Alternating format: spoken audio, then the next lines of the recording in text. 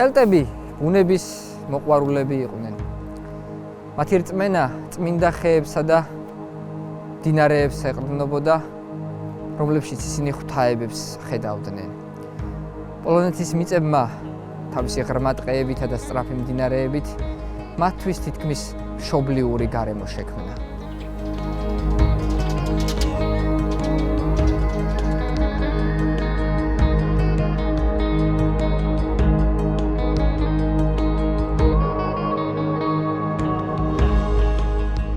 კელტების დასახლებები პატარა ციხესუფლებად იშლებოდა, რომლებშიც იყო წრიული სახლები, ლითონის დამამუშავებელი სახელოსნოები და ბაზრობები.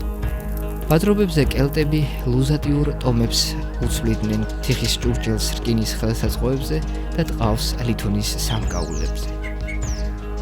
კელტები განთქმულნი იყვნენ მეომრობით, ძლიერები, მაღლები და სწრაფები. მათი გრძელი מחვილები ორივე ხელით გამოყენებისთვის იყო შექმნილი, რაც მათ საოცარ ძალას აძლევდა ბრძოლაში.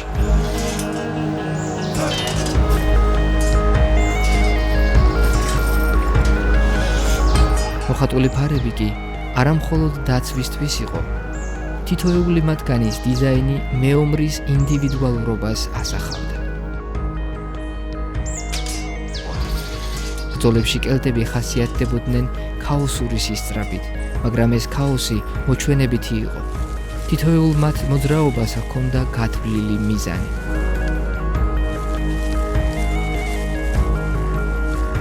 მათ ბრძოლებში შერეული ხმლების ხმა და მეომართა შეძახილები ტყეების ექოდ იქცეოდა ხოლმე. ადგილობრივებისთვის მათი მებრძოლის სული შიშსა და აღფრთოვანებას იწვევდა. კელტები იყვნენ პირველები, ვინც პოლონეთის ტერიტორიაზე მონეტები დაამზადეს. ეს პატარა ლითონის ნაჭრები ადგილობრივმა ტომებმა ოქროზე ძვირფასად მიიღეს, რადგან ამით ახალი ტიპის ვაჭრობა გაჩნდა. მონეტები არა მხოლოდ სავაჭრო ურთიერთობების დამყარებას ემსახურებოდა, არამედ იდეოლოგიურადაც ახლებურ აზროვნებას ნერგავდა. ადგილობრივი ტომები ნელ-ნელა ხვდებოდნენ, რომ კელტები მხოლოდ მეომრები არ იყვნენ. ისინი იყვნენ საზოგადოების ორგანიზების დიდოსტატები.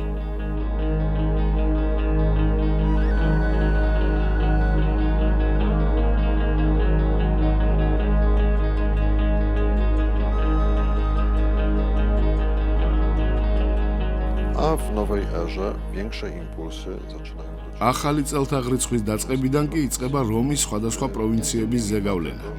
მას შემდეგ, რაც რომის კეისარმა გაიმარჯვა გალელებთან ბრძოლაში და კელტებთან ბრძოლაში გერმანელები ჩაერთო. Masywnym zaangażowaniem plemion germańskich spowodowały wycofanie się plemień ამის შემდეგ კელტებმა უკან დაიხიეს და დატოვეს ჩეხეთის რეგიონი.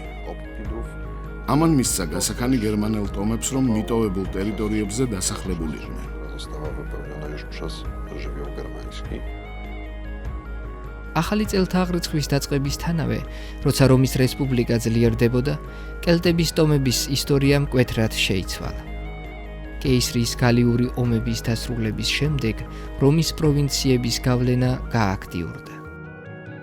იმ პერიოდში გერმანელი ტომები, რომლებიც აქამდე შეზღუდული იყვნენ ჩრდილოეთიდან, ახლა თავისუფლად შემოიჭრნენ ცენტრალურ ევროპაში და დაიკავეს ის ტერიტორიები, რომლებზეც ადრე კელტები ცხოვრობდნენ, მათ შორის ჩეხეთის რეგიონის ნაწილები. ეს ცვლილება არა მხოლოდ ტერიტორიულ ცვლილებას მოიცავდა, არამედ უდიდეს გავლენას ახდენდა ადგილობრივი კულტურების განვითარებაზე. ეს ცვლილებები თავის მხრივ გახდა ახალი ერა, როდესაც კელტების ტრადიციები და წინატომები თანდათან დაემორჩილნენ რომის კულტურულ და პოლიტიკურ ძალაუფლებას, ხოლო გერმანულმა ტომებმა დაიწყეს მათი საკუთარი კულტურისა და სამხედრო ტრადიციების დამკვიდრება.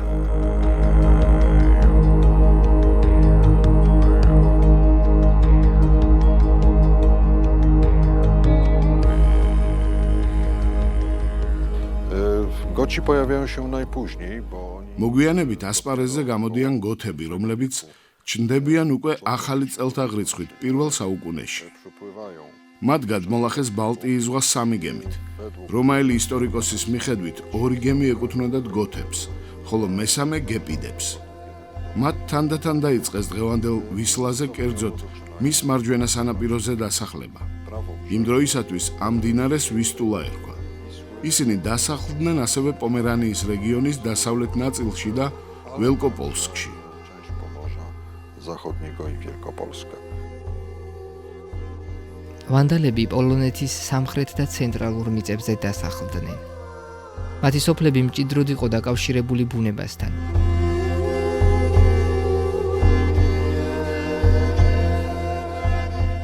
ვანდალები აგროვებდნენ მარცვლეულს, ნადირობდნენ და აშენებდნენ მარტივ, მაგრამ დაცულ დასახლებებს.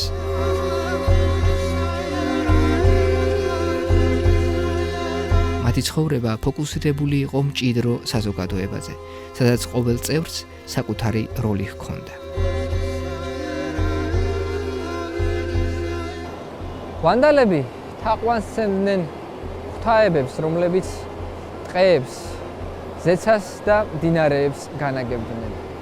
მათი რწმენის მთავარი ნაწილი იყო შემოდგომის რიტუალები, სადაც ისინი მსხვერპლშეწირვას აწარმოებდნენ და ამით მადლობას უხდიდნენ ბუნებას. გავრცელებული მითების მიუხედავად, ვანდალები მხოლოდ დამანგრებლები არ ყოფილან. მათ შეეძლოთ ორგანიზებული ბრძოლა და სტრატეგიული მოქნილობა. რკინის დანები და შუბები მათთვის მთავარი იარაღი იყო. ისინი ძალიან მობილურები იყვნენ, რაც ერთ-ერთი მთავარი მიზეზი იყო იმისა, რომ ისინი წარმატებულად ებრძოდნენ იმ დროის მოწინააღმდეგეებს.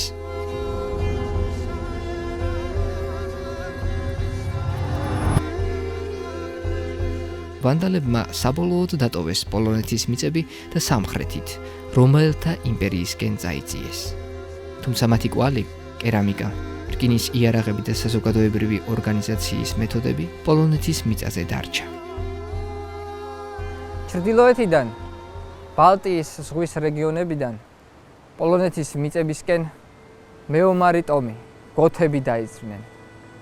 ეს იყო ხალხი, რომელიც გამოირჩეოდა თავისი სამხედრო ტაქტიკითა და განსაკუთრებული ორგანიზებულობით. მათი დასახლებები ძირითადად მდინარე ვისტულას ხეობაში აღმოცენდა და ბუზატიურ და ვანდალთა ტომების გავლენით ახალ კულტურულ მიმდინარეობას დაედო საფუძვლად.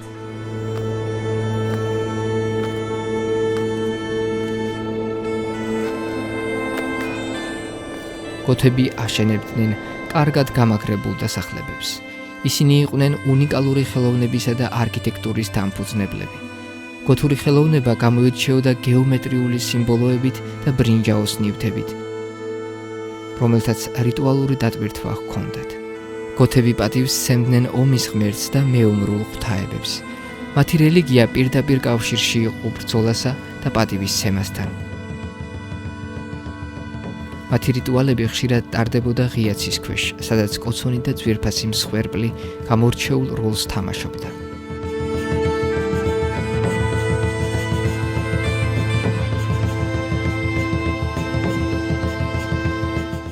გოთები არა მხოლოდ ბრინჯაოს, არამედ რკინის მჭრელი იარაღის დამზადების ოსტატებიც იყვნენ. მეომრები დაცულები იყვნენ რკინის აბჯრით, რაც მათ გამძლეობას განსაკუთრებულს ხდიდა.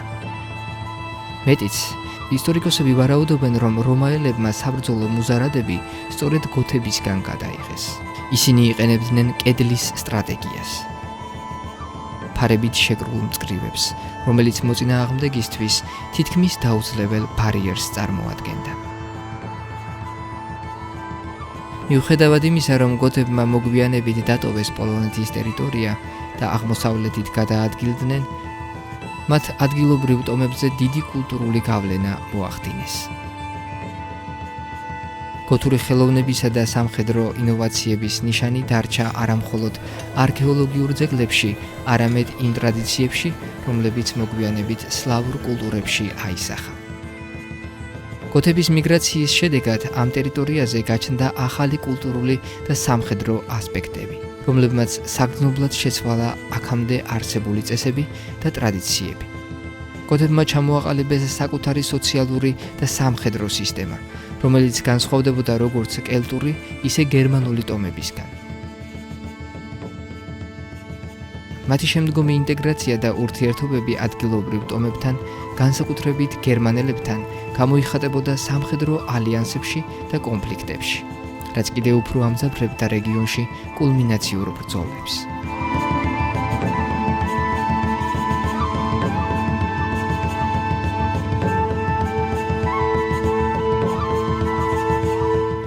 Kultura wielbarska wiąże się გოთურ გეპიდური კულტურა სწორედ გოთების ტომიდან იღებს სათავეს, ხოლო მეორე მხრივ ვითარდებოდა პრევორსკის კულტურა, სათავეს იღებს პოლონეთის ქალაქ პრევორსკიდან. ხალხი მისდევდა მიწადმოქმედებას, მეცხოველეობას და ხელოსნობას. pod nazwami Kariów, Narwalów. ამ ტომებს სხვადასხვა დასახელებით მოიხსენიებდნენ ისტორიკოსები, როგორიც არის პუბლიუს კორნელიუს ტაციტუსი. Wandalowie. Tacyt wymienia je w trochę innym kontekście, ale przypuszczalnie można. ამის შემდეგ ასპარეზზე ჩნდებიან ვანდალები. ადრეულ წყაროებში ისტორიკოსები მათ სხვადასხვა სახელებით მოიხსენიებენ. საბოლოოდ კი მოგვიანებით ცნობებში გვხვდება ტერმინი ვანდალები. Według niektórych badaczy stanowili coś w rodzaju ზოგიერთი ისტორიკოსის თვალსაზრისით, გოთები ასევე წარმოადგენდნენ გარკვეულ პოლიტიკურ ძალებს და ჰქონდათ ცხოვრების განსხვავებული სტილი, რაც იმდენად მიმზიდველი იყო სხვა ხალხებისთვისაც, რომ მესამე საუკუნეში მათი კულტურა შავი ზღვის სანაპიროებამდეც კი გავრცელდა. w III wieku spowodował ekspansję ich kultury aż po wybrzeże Morza Czarnego.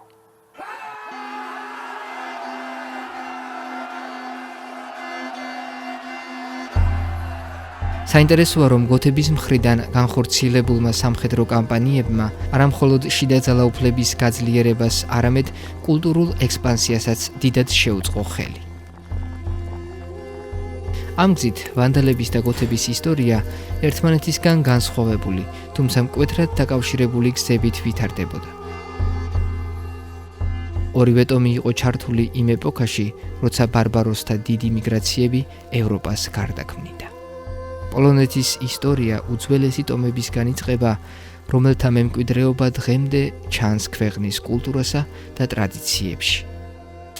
კელტების, გოთების, ვანდალებისა და სხვა ბარბაროსული ტომების გამოჩენა მნიშვნელოვნად განსაზღვრავდა პოლონეთის ტერიტორიის კულტურულ და სამხედრო სტრუქტურას.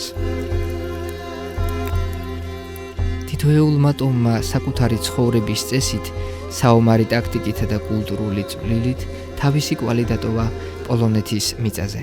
კელტების გამოჩენამ და მათმა გავლენამ მნიშვნელოვნად შეცვალა სოფლის მეურნეობა და მესაქონლეობა, ხოლო მათი მემკვიდრეობა დღემდე შეინიშნება ძველი ქანდაკებების, ხელოსნობის და მემორიალური ადგილების სახით.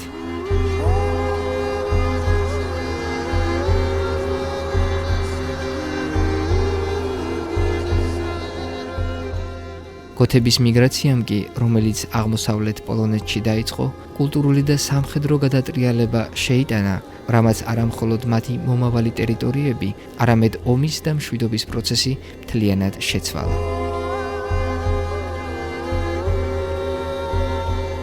სწორედ ამ მრავალფეროვან ისტორიას და მათ მიერ დატოვებულ მემკვიდრეობას ვხედავთ დღეს პოლონეთის კულტურული სახის ჩამოყალიბებაში, რაც ამ სახელმწიფოს განვითარების ერთ-ერთ მნიშვნელოვან ეტაპად რჩება.